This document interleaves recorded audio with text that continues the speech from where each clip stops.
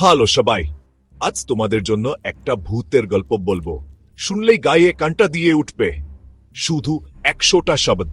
তোমরা কি রেডি? শুরু করা যাক তাহলে। একদিন গভীর রাতে এক যুবক ঘন জঙ্গলের মধ্যে দিয়ে একা একা বাড়ি ফিরছিল।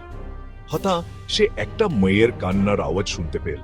আওয়াজটা অনুসরণ করে সে দেখল রাস্তার ধারে সাদা পোশাক পরা একটা মেয়ে বসে আছে। কৌতূহলী হয়ে সে মেয়েটাকে জিজ্ঞাসা করল, কি হয়েছে?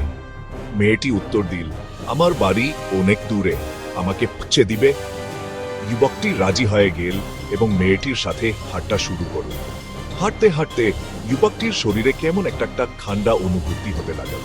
সে যখন পিছনে তাকাল তখন দেখল মেয়েটির পা উল্টো দিকে মুড়ে আছে।